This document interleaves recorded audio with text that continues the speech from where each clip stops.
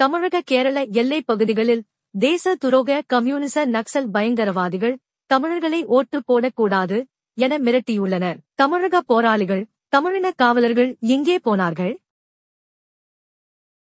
Mecca, Medina, Jerusalem செல்லும் மதத்தினரை இலவசமாக சிறப்பு வசதிகள் செய்து கொடுத்து விமானத்தில் அனுப்பும் திராவிட மாடல் அரசு ஆண்டுதோறும் லட்சக்கணக்கான பக்தர்கள் வரும் சித்ரா பௌர்ணமி, திருவண்ணாமலை கிரிவலத்திற்கு கூடுதல் பேருந்துகளை கூட இயக்காமல் வெறும் வாயளவில் அறிக்கை மட்டும் விட்டுக் கொண்டு உள்ளது. இதனால் லட்சக்கணக்கான பக்தர்கள் பெரும் அவதிக்குள்ளாகியதால் வந்த 1-2 பேருந்துகளையும் சிறைப்பிடித்தனர்.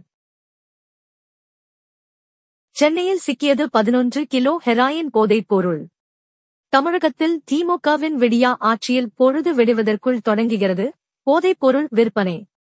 கடந்த திமுக ஆட்சியில் தடையில்லா மின்வெட்டு சாதனை.